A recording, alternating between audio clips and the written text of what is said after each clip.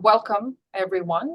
My name is Andrea Botezatu. I am an associate professor and enology extension specialist with Texas A&M, Texas AgriLife Extension Services, and I am the host of this webinar series. And today we will be talking about using flavor to connect with buyers and sell more wine. So our presenter today is Amy Gross. Amy began working with sensory scientists, winemakers, and wine educators in 2011 to create an easy-to-use way for consumers to select wines guided by their own flavor preferences. First, she built a uniform method for flavor mapping wines using sensory panels. Then, she pulled together a team to build a technology platform to put that data to use. And the resulting white labeled software is used on winery and retailer websites, as well as in mobile applications for events across the US and in Europe.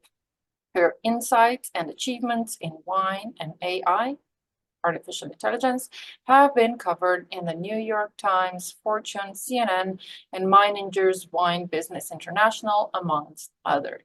So Amy, I am thrilled to have you here today. Super excited to hear your presentation. So please take it away. All right. Well, thank you so much for inviting me to share. I really, really appreciate this opportunity to talk about Vine Sleuth and what we're doing, and also talk about using flavor to help people select wines. So she shared a little bit about who I am, and I'll just kind of also, you're probably thinking, who is this person? As was mentioned, I founded Vine Sleuth and Wine for Me in 2011.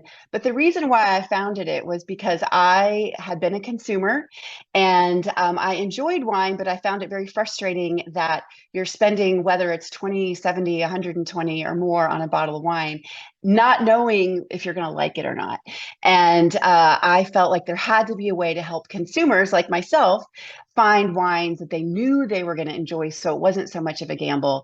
And that's why I founded Vine Sleuth. So I come to this from a consumer mindset, but I built a team of winemakers, sensory scientists, wine educators, wine writers to help me to figure out how to build it and what to do and how to modify as we go.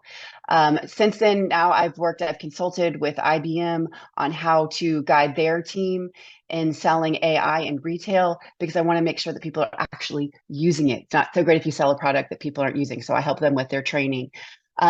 Texas-wise, I'm head of judging for the Rodeo Uncorked International Wine Competition, which means I get to wrangle all the judges and align them and train them. We have about 150 judges each year. And I'm also the national president of Women for Wine Sense, which is a national organization of wine aficionados and professionals working to further the enjoyment of wine. And actually, many of you might be familiar with the 60 Minutes story, the paradox, the French paradox, back in the 90s. And that was actually a result of efforts from the Women for Wine Sense that made that happen. It was founded back when there was a neo-prohibitionistic movement back in the 80s, which actually kind of sounds familiar now, to stop that. And what the women did then was really work on lobbying Congress, communicating with consumers, got that 60-minute story and a lot of other things to then bring the wine industry back around and start really taking off once again. And I'm also a mom of 3. So I have 3 kiddos, and I feel like that's an important thing too. So I come to you with sad news that hopefully isn't really news to any of you, but wine sales are down globally. And we're finding that depletion rates are gone. We've got you've got vineyards that people are trying to decide, do we continue planting wine in France? So things are really sad that the wine sales are going down whenever you are making such a beautiful product that can really enhance people's lives. And so I'd like to first, before I talk about how and why you should use flavor, talk a little bit about why wine sales are down. And one of the things that we can notice is that the millennials are really a huge part of the wine buying population right now. And when you take a look at and I'm not going to blame the whole thing on the millennials, because I don't think that's the case. As often I think they're the bad answer to everything. But I think millennials are actually bringing something new that we can turn into and make positive. But when we take a look at that millennial consumer, and I think that there's some of X and there's some of Z that kind of falls into that as well, they're being faced with a lot of anti-alcohol messaging from the WHO. The millennials have a lot of options for consumption for things that alcohol might play a role in their life. Premium craft beer, weed is a huge thing, craft cocktails, and both craft beer and craft cocktails have done a fantastic job of marketing themselves as craft products. And wine is actually the ultimate farm to table food and beverage. So it's interesting, but there's competition in there. The millennial consumer also is very budget conscious. They are coming out of school or came out of college with a lot of debts. Housing is more expensive. So they're having a hard time trying to manage their budget. This group is very interested in their physical health, their mental health. They don't want to be hungover for their 6 o'clock yoga class, that sort of thing. So they're really looking at options in their life and maybe not understanding the full ramifications of other products that they're putting in their body, like mass produced beverages, soft drinks, that sort of thing. And of course, the mystery of what is happening with weed. And is that really a healthy option? Probably not. But also, this group is much more socially conscious, and they're interested in doing things that are benefiting the earth. Again, a great place for wine to step in, because so many of you, if you're growing grapes, you are a steward of the earth. And so as much as the millennials are kind of pulling back and their wine consumption is down, when we look at these things that are facing them, we can see where if we talk about wine properly, we could really jump right in, because we actually do tick off a lot of these boxes to help them. But then when we look at their decision making, and again, I'm taking a minute to kind of look at the millennials, because I think that they are a massive part of our potential consumption audience that is not being marketed to in the best way, and they're not being communicated with in the best way. And so if we can do that, I think that it will help the industry. So millennials, if you look at the left, these are the things that they don't like. They are not fans of conformity. They don't want to make a decision based on somebody else's expertise. They're not motivated by products that are associated with elitism. They don't like things that are traditional just because they're traditional. They don't like to be told what to do, and they don't like purchasing that they don't play a role in. And when you look at that and you think about how wine has been marketed in the past, with the older generations, they were very much moved by elitism and being a part of the upper class. They were very much into being told what is right, and following that decision. And I think part of that is because information just wasn't available like it is now. So older generations are used to trusting the experts. Younger generations are used to looking up things on their own, because they didn't have to go to the library and get the magazine on microfiche, right? They can pull something up. If they're questioning something, they can pull it up. So they need to be marketed to. If you look at on the green side, their decision making, they're independent thinkers. Their purchasing decisions for all sorts of things are based on their research. They want to be able to do that research. They're motivated by social good. Now, there might be something that's tradition that they're not familiar with, and that becomes interesting to them. So finding out what someone else in another part of the world is doing and what their tradition is, that is intriguing. But tradition, especially here in the US, can be very off-putting when we look at some of the social practices that were in our tradition. They're interested in innovation. They want to think about things. They want to express themselves. They want to look at new things and make them new. And then also it's cultivated individuality. So it's looking at taking bits and pieces of things to make their own decision. And they really enjoy a good Easter egg hunt. So they like puzzles and trying to figure things out. And all of these things are coming from research. So I look in this as, as I'm like, I'm in the middle in X. So I've got a little bit of I want the authority to tell me what to do, but I've got a little bit of the younger saying, but I need to justify and figure it out myself. So this came from research through lots of sources on the web. But I also found this one source on TikTok.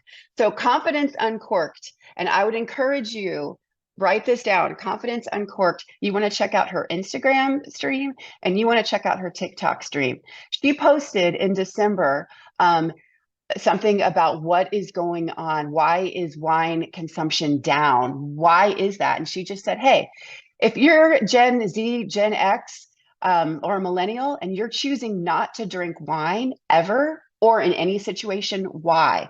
And it was just a simple question that she posted. She had more than 34,000 people answer her as to why they aren't drinking. And these were thoughtful answers. It wasn't bots. I mean, they were very in-depth answers to why. And so she took all that data, as you can do now, and she pulled it in, because at first she thought she was just asking and trying to get answers. But after getting 28,000 comments, she started to build a spreadsheet to find out what's really going on. So again, check out her Instagram or TikTok stream, because she's really has her finger on the pulse of what the younger generations want, and those are your buyers. But what she found when she pulled all those comments, the top 5 is the want for no or low alcohol options. But botanical drinks alongside wine and tasting rooms could be very, very helpful. Things that are, like I said, no or low alcohol in addition to wine. As I mentioned earlier, we've got that weed and other options that people have for things that wine played in their lives. So now the younger generations have a lot of other options. Confusion regarding flavor and taste, and that's why you're here today. So we're definitely going to talk about why are consumers confused and how can we help them to break down that confusion. But again, they don't want to, this leads into the next one, price. Wine can be expensive. And as we know, wine that's better made is usually more expensive. And so they need to understand what they're getting when they're spending more, whether that be that they're understanding that this is coming from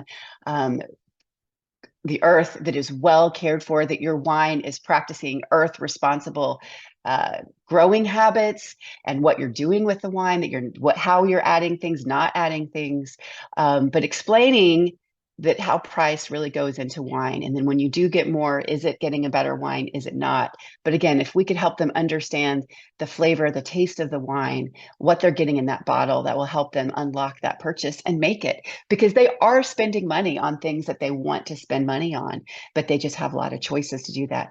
Another thing that was brought up were the convenience of wine, that it's a large bottle, that if it's just you alone or you and one other person, do you want to open that whole bottle? Are you going to finish it or not? Whereas if you can pop open a can, it's a lot easier, and you can enjoy your 2 servings of wine that way, and you don't have to deal with the corkscrew, you don't have to deal with the wine going bad. So the serving size is an issue on trying to navigate that and being convenient. So those are the things. And again, I really encourage you to go check out her stream.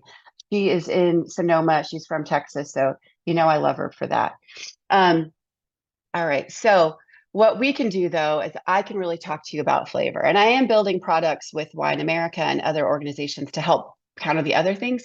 But where I really come to the table here today is talking about flavor.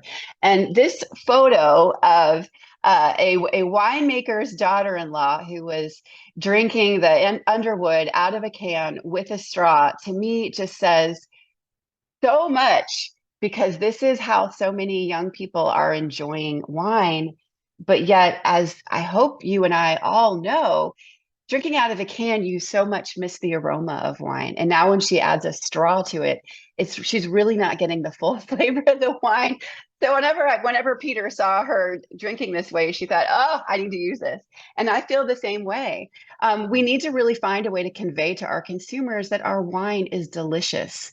You put a lot of effort and care into the wine you're making to make it delicious. And so we need to make sure that our consumers know that. And going back to the confusion thing, yes, you might have the grape type, you might have the region on your label, but wine labeling is so, so, so hard for people to decipher and understand what they're getting.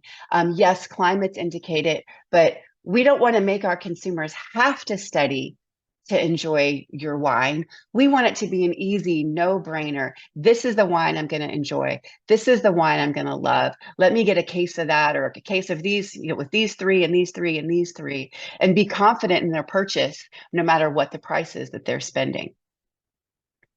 I kind of take the example from candy, that whenever you go to buy candy, this is at the grocery store by me, you know what's in that box. And many of these, we know what's in the box because we've been marketed to for a long time.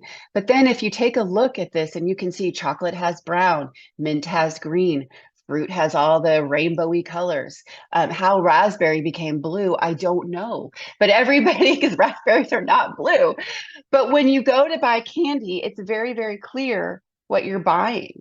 And so it's important to help our shoppers know what they're buying. And I think that labeling changes, that's a whole nother project, and we're not going to talk about that. But how can you at the tasting room and how can you on your website help your shoppers understand what they're getting? So it's almost as easy as making a choice as what kind of candy to buy. So my company, what we did is we tried to figure out, I knew I wanted to build a flavor-based recommendation engine. And so to do that, I needed to determine what flavors mattered. What flavors do we need to measure? How can we measure? What's going to drive decision making? If someone likes this, will they like that? And so, of course, we came up with, we had that whole aroma wheel, and we talked about 70 different influences and what they might mean. And then we kind of kept going smaller and smaller and smaller and testing to see, okay, if we ask a consumer dry to sweet, is that going to help them? Yes, that's a very important thing. If we ask them red fruit to black fruit, is that going to help them? No, most consumers, that's not going to help. If we ask them fruit, yes, it is going to help them. So what we did is we wanted to come up with what are the flavors that matter. And I use flavor to mean taste, aroma, everything. I know that in sensory science, it's really not encompassing all of that, but I'm working in a way that consumers can understand. So I try to speak in terms that consumers, wine shoppers, not most necessarily wine aficionados, but your regular shopper that's coming into the tasting room and wants to explore. These are the words that I'm using because I think it's important as an industry that we are communicating with them in the words that they are using. So how do we help them understand and express their preferences? Because flavor really isn't something that we talk about that much. And when we think about what the foods that X, Y, and Z were raised on and how raised on, especially X, that's when TV dinners came about. So it really wasn't about flavor. It was more about let's get their dinner on the table and let's get our kids fed. And it wasn't really talking about the flavors that we feel. So there are so many consumers out there that don't understand flavor because it's not something that we talk about. And then when we get in the tasting room, they're intimidated to talk about it. But if we can help them, then we can help them to make decisions. So we narrowed down in on the perception of these 8 things as really being markers for what people enjoy and what they can share. And so what my clients do is I encourage them to have their tasting room staff have a little bit of an understanding of these words and use them. Now, the ones on the left you notice are yellow, and those are the ones that are really the drivers, and they can really communicate well with your consumers. The ones on the right, acidity, spice, floral, and minerality. And I know whenever I talk to anybody in sensory science that minerality is going to be a no or a question. But those are things that people can understand with a little bit of instruction, but typically people can get the sweetness, the intensity, the fruit, and all of those things pretty quickly and easily. So if you can get your tasting room staff to start talking about those things, it will help your consumers to get into the wine. So maybe having your tasting room staff and your website talk about, do you like dry wines? And give a little bit of explanation what that is, or do you like a little bit of sweetness or a super sweet wine? Do you like wines that are super intense, or do you like things that are a little more nuanced? And at different times, people are going to enjoy different wines. Sometimes they might want something that's bold, and sometimes they want something that's more nuanced. Do you like a lot of fruit in your wine? Do you like oak? And this one I try to really explain to people that, and it's not, as winemakers and winery owners, you're probably thinking of the emphasis, what the influence of oak is and how it impacts the texture. But when you're talking with your shoppers and your consumers, oak to them is just flavor. So you want to know, do you like a little bit of vanilla? Do you like a little bit of baking spice? Do you like a little bit of caramel, that sort of thing? So talking about the oak's flavor influence, not so much about the textural influence. And so when you talk with your guests about that, it can help lead them down into that right wine that they're going to enjoy. Acidity, you could talk about these things as well. This is when you're getting more in depth with somebody. But if you can have a conversation, so whenever they come into the tasting room and they are interested in trying wines, it's very important that you get them into the right wine initially or very near the beginning, because you wanted them to start with a very positive experience and then guide them through why it is that they might be enjoy that. Not by saying you're definitely tasting this, but you might experience some fruit, and here are some fruits that I experienced. What about you? And giving them the confidence to talk about it. I find that whenever I give the consumer the confidence and the words to use when they're talking about it, that it helps them to then grow and ask questions back. Because yes, you want them to have a lovely time at the winery and everything is beautiful around them. But the goal is not only to get them to enjoy your wine and buy a couple bottles, but I'm going to bet you want to get them to buy a case of wine. And then when they get home, you want them to come back on your website and you want them to order another case of wine. You want them to have confidence in ordering that. So your story about your wine and your multi-generation stories and all the farm to table stuff, which gets them interested and engaged initially, your beautiful tasting room, your personable staff, that's going to get them going. But what's going to keep them is if they really enjoy this wine that you put so much effort into to make it beautiful and delicious and to match them to the right wines. So what my company built is an interactive, actually we've built many flavor recommendation models through the years. We started with one that people could thumbs up and thumbs down wines. And then we had predictive analytics that we could figure out if you like this and this and this, you'll like that. We have a lot more flavor data on the track that we can use other than these things.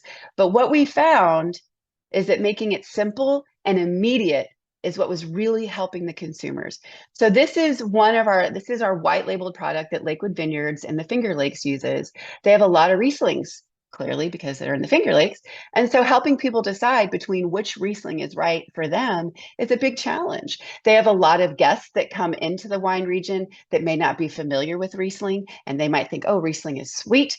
And so how do we show them? No, we actually have 5 Rieslings on our list, none of them being sweet. And then we have 3 more that are off dry and sweet and those sorts of things. So what a guest might do whenever they go into the tasting room is they can pull a QR code and they can pull this up. This is on the Lakewood website. And they can click, I would like a white wine, and they can, I'm pointing to the sliders like you can see. Actually, I guess I can. They can move these sliders right here to indicate low intensity or high intensity, a hint of fruit or a lot of fruit. They can turn these things off or on. And as they move these sliders, there's a list down below that will in real time move to the top 3 wines that fit them. And then as they click on this, they can see the flavor profile of the wine. And then they can go to the product page on the winery website, because my goal isn't to get them on my website. My goal is to get them on your website. And the wonderful thing is you can do this in the tasting room, whether having a guest use their own phone, move the sliders on their own, or your tasting room staff can pull up their own phones and do it and ask those questions. So it gives your tasting room staff a really great tool that they can use right away and talk about flavor, even if they're not comfortable talking about flavor yet. So the way that we do this is we put it on, as I said, it clicks off the website. It is mobile friendly, so if you can do it on your phone. But the goal, I think, again, you want your shoppers to come in, you want them to have a fantastic experience, you want them to enjoy the wine, but you want them, when they go home and they think back, you want to make it really easy for them to have that tasting room experience online and order more wine. I remember visiting a winery in Anderson Valley, and I love the wine. And I tasted 4 different Pinot Noirs, and there's one that I enjoyed more than the others. And I wanted to go back and buy the same one or something that tasted similarly, because clearly things might change year after year.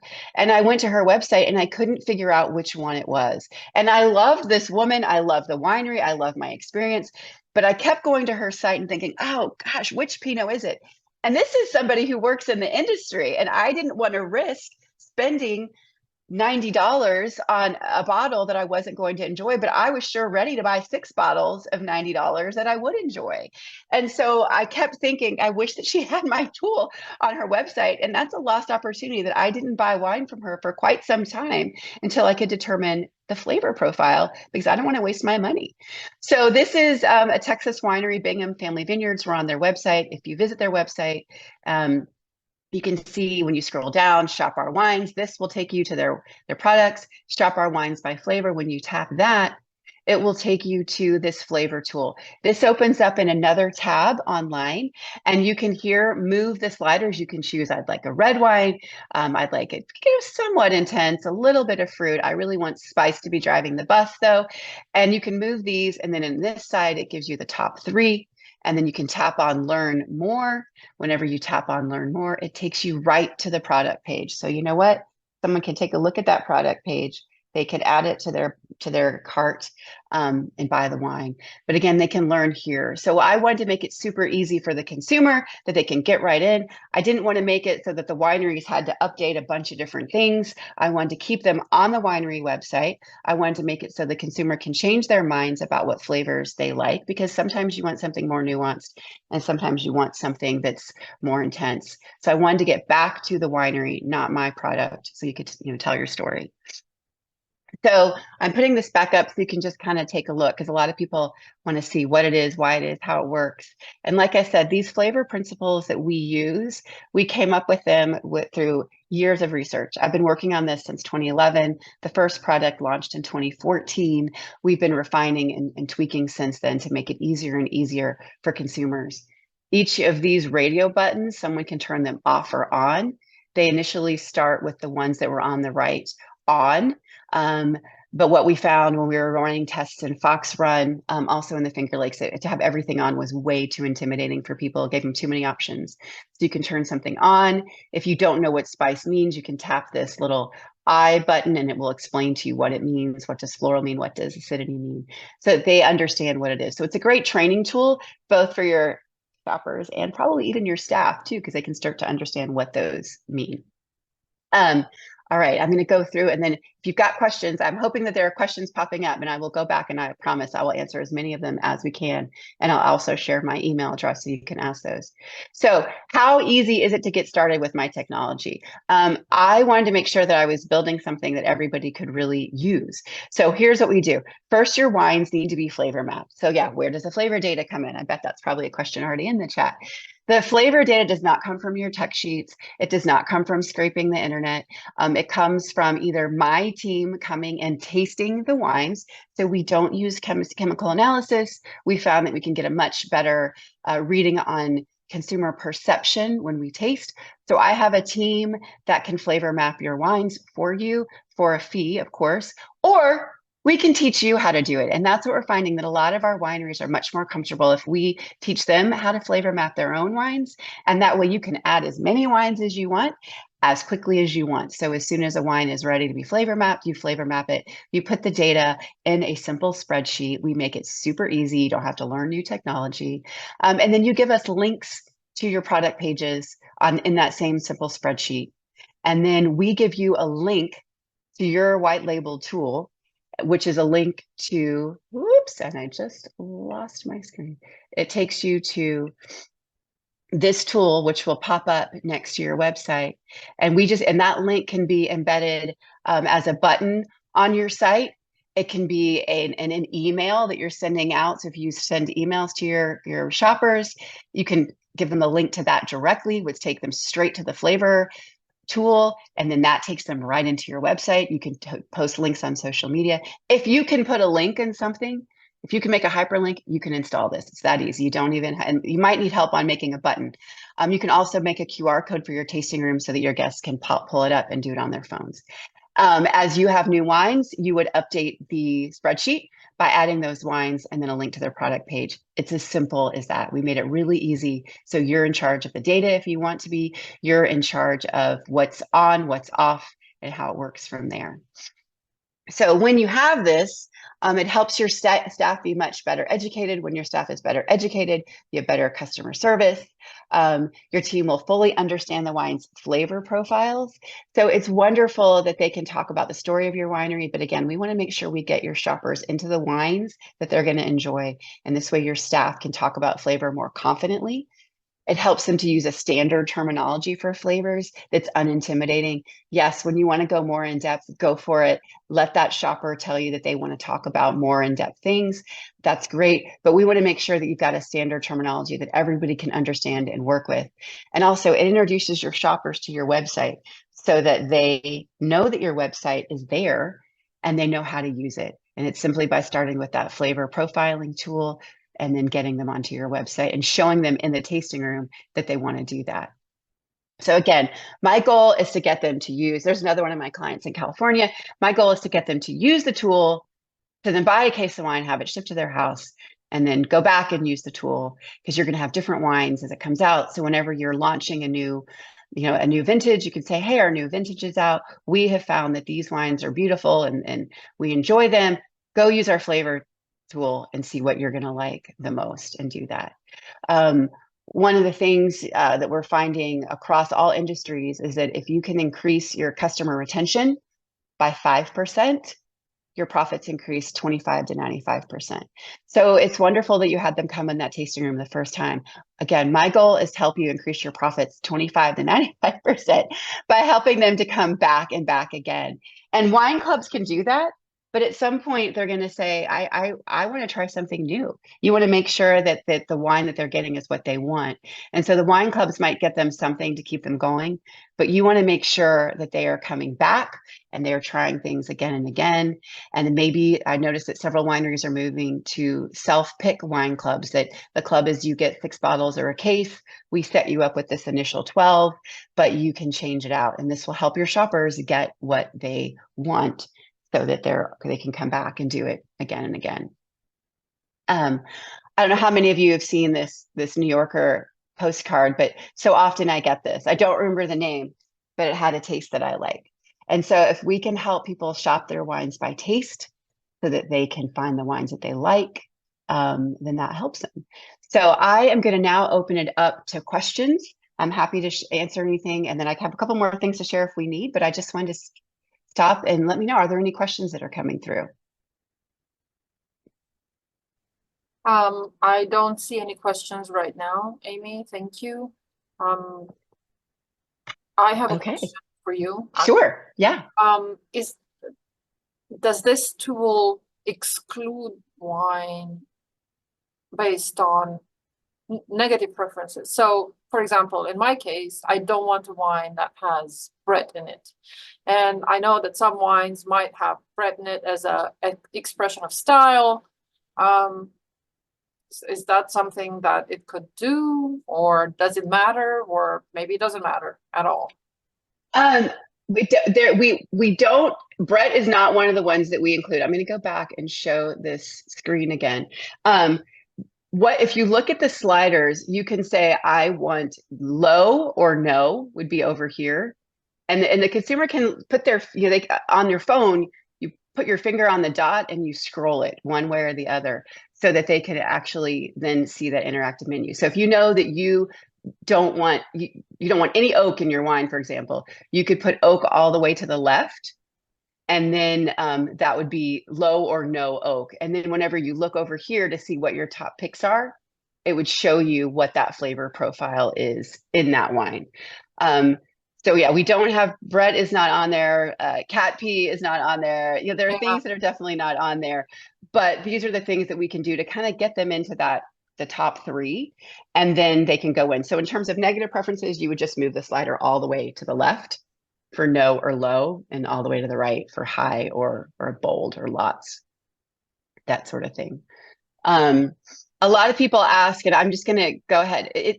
I wanted to make this super easy, like I said, for the shoppers. I wanted it to be something that if I want, because some nights you want something bold, some days you want something that's a little lighter. Sometimes you want something that's really spicy. And so whenever we were building in our predictive analytics, which we also have recommendation engines that can be completely custom, that we can do different options on there for you. We can do reserve list, not reserve list, that sort of thing. Those cost a lot more. But if we go with this white labeled version, it really helps people to get what they want right now in the moment and see what it is. And the cool thing is, as they're moving those sliders, the things over here are changing in real time. So they can actually then pop in, learn a little bit about the wine, and then go back and say, actually, maybe I don't like spice so much, and see what that might look like as they're doing it. I wanted to make it as interactive as possible for the shopper. And then I also wanted to make it easy as possible for the team to be able to populate the data in the back end so that they can see that. All right, we have questions now. Minerality, how do drinkers describe that? So that's one of the things I knew with this, but I was waiting for that one. So that's something that I really have to explain to people. I felt like it was important to keep it in there because I think it is such a driver in so many white wines. And so I will often explain to them what it means. And of course, it always elicits a conversation and a chuckle because I'll say, it's like whenever you're licking a rock, and what is that? And of course, people say, well, I don't lick rocks. And then I'll talk about, and I know that this is chemical, not mineral, but consumers understand this one whenever I say, when it rains, and you kind of can smell the sidewalk and those sorts of things. And again, I understand that that's actually a chemical, but people get it whenever I say, it rains and you can smell the road or you can smell the sidewalk, and they're like, oh, got it. And then if you're in the tasting room, one of the things that you can do is you could set up a flight with 3 different wines, put their flavor profiles on them, and then have them taste it and see, oh, that's exactly what that is, so that they can see, because that is a really, really hard one to talk about. Acidity is a little easier. And again, all these have that little eye that you can tap on so that you can see exactly what it is that you're doing. And I am going to stop my sharing. And I hope that you can, well, now I can't see you. Well, my camera is stopped. There we go. Can you see me now? We can, yes. Okay, so yeah, so you can move those sliders to kind of figure out what you want. The little eyes show people, give them a little explanation. For acidity, we talk about it's like squeezing a lemon, and kind of getting puckery. And the concept is that in the tasting room, if you give your tasting room staff full flavor profiles of wines, that can be very intimidating, both for your tasting room staff and for the consumer. And so the goal is, let's give the tasting room staff something from which they can begin, so that they can get that conversation going and not try to remember everything about every wine, but still be able to talk about the flavor of the wine. And so we have that little cheat sheet in there that you can tap on the eye at any time, and it'll tell you, what does intensity mean? What does sweetness mean? And explain the difference between sweetness and fruit, because that's one of the things that people often get confused. And so kind of talking about that with them. And then whenever people can pull up wines and they can see the flavor profile and compare it against something else, it really helps. One of my clients is the Houston Livestock Show and Rodeo's Wine Garden, and it's actually going on right now. And there are tens of thousands of people in the wine garden every night, and all of the staff, I say staff, but they're volunteers. So all the servers are volunteers, all the bartenders are volunteers, and you've got people coming through, and they have 77 bottles from which to choose, priced, from $20 a bottle to $150. And so people are they need to make a decision somewhat quickly. What am I going to buy and move on to the next person? And so all the volunteers are trained on this app, and they will either pull their own phone app out and kind of walk them through that, or show the guests how they can do that themselves. And the Wine Garden has been using our technology. This is our 4th year. So the first one was 2020. We had a whole 6 days. And what they are finding is now people aren't just buying Chardonnay and Cabernet. And in the Wine Garden, they were selling so much Chardonnay and Cabernet because Houston really leans towards those things. And now they're finding that they're selling, I think the first year and the first 3 days, they sold more more Albarino in the first 3 days than they typically would in 3 weeks of the show, because people are interested in flavor, but you've got to give them the tools to talk about it and get their questions answered. Thank you. Katja says, love this. Would it work for small wineries with only 5 SKUs, both financially and in terms of choices? So it depends on how much you want to, what information you want. I feel like with 5, if you've got 2 or 3 wines that are kind of similar, yes. If you have 5 red wines, yes. If you have 3 reds and 2 whites, depending on what your pricing is, you got to think about the higher priced wines, there's more risk. You need to give your shoppers more comfort in making that purchase. So if they're trying, like I was with the Pinot Noir from the Anderson Valley, I was trying to decide which one, and I wasn't really sure. This will help those wineries. And I'm glad you asked about cost. I wanted to make this super affordable for wineries. And so to install, there's an installation and training fee. So getting your wines, getting you set up with a white labeled product and training your team to flavor map the wines is $550.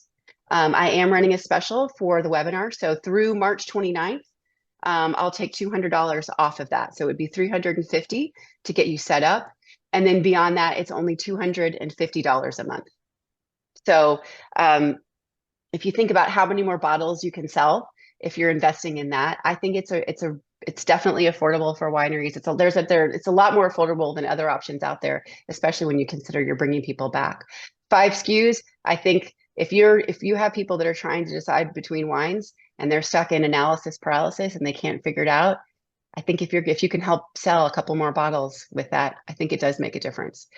We do say that definitely when you're getting to 12 and more, absolutely it helps. Thank you.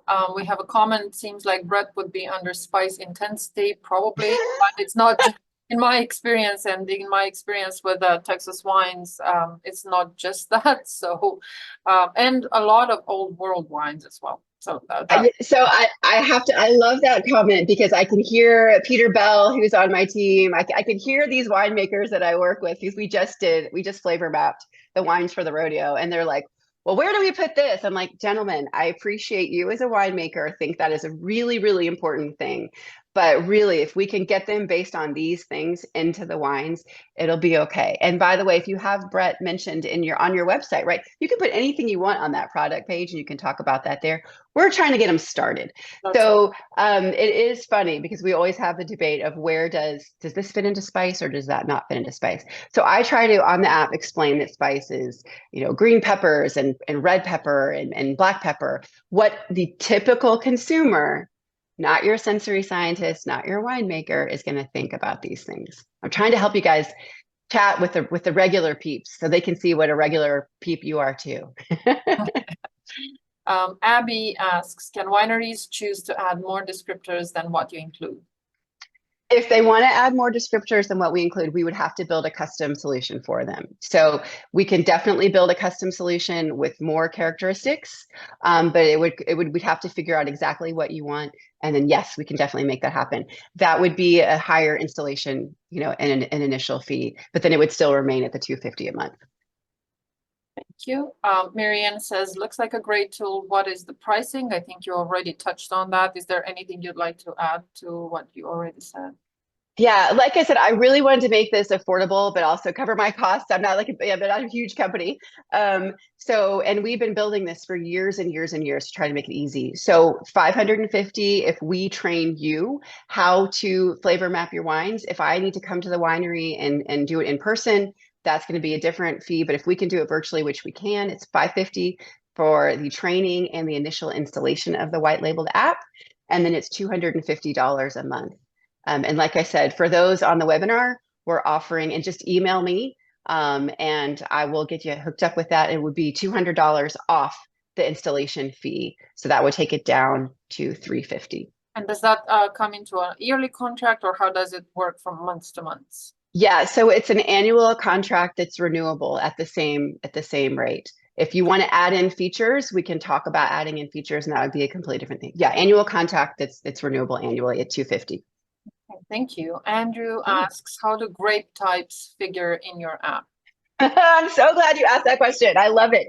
So that was whenever we were first trying to figure this out, it was, do we start and say, well, I know that I want a Chardonnay, or I know that I want a Sauvignon Blanc.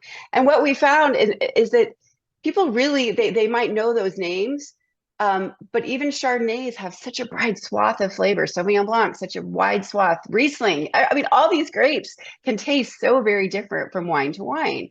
And so that's why instead of going with well, if you like Pinot Noir, then you'll like this. We have every wine flavor mapped independently. And when we do it, and so this is something that you can't just sit there with your bottles. It does take a little bit of effort for someone to pour the wines blind, because even as a wine professional, and probably even more so as a wine professional, when you know that you're flavor mapping a Cabernet Sauvignon or a Tempranillo, you're putting flavor things in your head already before before you've even taken a whiff of the wine or the liquid has touched your lips. And so it's very much wine by wine by wine, and we ignore the grape type because, again, that's on the product page. You talk about that on the product page, but in terms of flavor mapping, we want those who do the flavor mapping not to know what the wine is, so they don't have any preconceived notions, because you might find that once someone thinks they only drink one grape type and then they try something else because of the flavor profile and they're absolutely flabbergasted. I love doing that, living in Houston, where there are so many Chardonnay drinkers. And I have had such a blast introducing them to dry Rieslings because I'm like, no, I need you to put this on your phone and we're going to tell you what the drink. They're like, no, just pour me the Chardonnay. No, I want you to try it. And then they're like, what is that? You know, what happened? There was an experience at Fox Run where they were using it in their tasting room, and there was a gentleman walking out of the winery and he had a case of wine with him. I like to visit my clients and hang out in the tasting room and just kind of see what's going on. So he was walking out with a case, and I said, "What'd you get? What you got in there?" And he's like, "Oh, I have this off-dry Riesling." And I said, "Great. Well, how'd you decide on that one? What made you want to taste it?" And he said, "They have this thing," and they were doing it on iPads at the time. This was pre-COVID. And he said, and I told them that I was a red wine drinker because I am. But I tried this app and it showed up all these wines I never would have tried. He walked out of the door with a case of off-dry Riesling. Had they shown him a red wine, someone who is typically a red wine consumer in a cool climate place, he was probably expecting a warmer climate red. He was someone from out of town. He would have been poured a Cab Franc. It wouldn't have been what he would have expected, and it would have kind of put him off right at the outset, like, ooh, I don't know about these wines. But whenever you get the shopper into the right wine right at the beginning, they have a much more positive experience. And then it opens up that willingness to discover new things. Then maybe moving on to try a Cab Franc will work. But if you start out with I'm a red wine guy, and let's say he's coming in and he's expecting a California Cab and the Finger Lakes, that's not gonna fly. But he may not even know that he likes Riesling, and this technology helps him to explore those and walk out with a case of off dry. Whoop, whoop. Love that. Another question from Katja. If we don't have a tasting room, is there a platform other than our own website where we can showcase our wine flavor profiles? So, Katja, I'm glad that you asked that question, because if what we do is the tasting menu that we use, the tool, is a link from your website that goes off where the flavor tool is to another website. And so they'll have both tabs open, whether on their phone or on the computer. So they'll have both tabs open and it's housed somewhere else. But then it sends them back to your website, to the product page for each wine.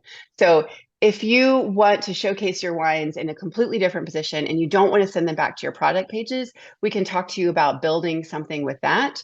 But right now, it's the bug, it's the tool, it's the recommendation engine that's separate that sends them back to your website. So on your website, you would simply add a button that says shop wines by flavor, view our wine's flavor profile, and it could go there and it would send them off to the button, and then they'd come back onto your site. If you want another place to showcase that, we can build that with you. We can also, we've talked to a couple people about banding together a group of wineries and that have similar philosophies, making a landing page for this group, a consortium of wineries, that then you use the flavor model and it might send you out to the best ones at a group of, let's say, 5 wineries. We can build that landing page for you and do that. That's an additional cost because that would be something that's custom, but absolutely we can do that. John asks, how many characteristics are included in the standard solution? I think you already touched on that. Yeah, so there are the 8 that are in the initial one, and that's what people, again, we came up with these through years of research. So we've been doing this and we launched with a lot of characteristics and then we trimmed down and then we added back in. So it's sweetness, intensity, fruit, oak, acidity, spice, floral, and minerality. And those are the ones that are included in the standard issue. Thank you. And then finally, we just have a comment from Andrew. I guess that's a good way to resuscitate Merlot sales as well. Yes, indeed. I mean, it just takes away the perception of what a grape should taste like and puts it back into, what do you enjoy in wine? What do you like? And yeah, it might bring them around to a Merlot. And yes, if we can resuscitate any grape, I'm all for that. I think it really just helps people to explore new wines, try things without prejudice. That's what we've experienced in the wine garden. A lot of my clients are seeing that too, that people are just trying different wines that they may not try initially because they're driven by flavor. And I'm going to go back to screen sharing and put, oh, it's disabled, so I can't do that. I was going to put my email address on the thing. Okay, let's see. And I'll go back up. And I think that's so important also in the Texas context where we have so many unusual varieties or new to consumer varieties. Also in the context of climate change, we see a lot of traditional regions changing their variety offers lists. I mean, look at Bordeaux, look at Burgundy, Champagne, even they are adopting new varieties. And people will need to learn about that. So this type of decision making based on flavor, I think, is going to help a lot with all of this. Okay, I'm having a hard time getting back to my email. So I don't know if we can put it in the, it's hard to, it's a long, confusing one. So it's Amy, AMY .g at Vine Sleuth, VINESLEUTH.com. And I regret that I can't get the screen sharing to go back to the thing. If you guys want to bear with me and look at, oh, there it is. Okay. Are you seeing my my slides now? We don't see anything. It's a blank screen. Okay. All right. Well, I regret that I don't want to waste time in doing that. Okay, Amy is saying, it seems like this would be great for a wine trail or regional organization to use on their website. Yeah, I wholeheartedly agree with that because again, it kind of keeps them in that brand, right? If you want people to try different wines, if you want them to stay within your winery, that's great. Give them other options. But if you're promoting a region or a wine trail, yes, putting this on their site would do that. If we're training now that's a lot of training that would have to happen. So we'd have to talk about making sure that we're getting everybody trained. If we can train everybody all at once in one time, then we can do it for the 550. If we have to do several other trainings, we'd have to figure out how to make that happen. But the build would be the same. And yeah, if an association did it, it would be fantastic, right? It also says the definitely flavor affordable. map could also be added to the back label of the bottles. I think that's a great idea. Yeah. That would be fantastic. Again, back looking at those candy boxes. Whenever you buy candy, you know exactly what you're getting. Whenever you buy wine, unless you understand what all those words mean, and you don't. So people don't know that a cool climate wine should taste one way. But if we can add that flavor mapping on the back, Lakewood in the Finger Lakes. So our tool is on their website. And what we also have done is given them a screenshot of the flavor map of every one of their wines. And so they put those on the product page as well. So it just kind of takes it back to flip. So that it's just added as an image. So they give those to their web design team that just adds them in as an image. And then they have a button underneath each one too that goes to the flavor tool. All right, 2 more comments. Mike says, thanks for the presentation. Really enjoyed the information. And then Katya, another comment, love the idea of leaving out the grape variety. I always say I don't like Pinot, but there are so many versions, not to mention blends, which are so popular and have several varieties. I wholeheartedly agree. It's just, let's make it easy to explore new things and take down any barrier of entry that we can. And again, you put so much effort into making beautiful wines. And so often people get lost and don't get to explore them because they're intimidated and don't know how to talk about it. Your tasting room staff may or may not really be trained in a way to explore it in a way that the consumer can understand. So let's talk about the flavor. Let's talk about what the wine tastes like, because that really is your unique selling proposition, right? That's what sets your wine apart from all the other ones. And that's how we can get them into the right wine and keep them coming back for more. Well, thank you. Thank you, Amy, for this super interesting presentation. Thank you all for being here today. Appreciate your participation. And with that, we will wrap it up. And I will see you all next time. Thanks again. Thank you so much. Have a good day, everyone. Bye-bye.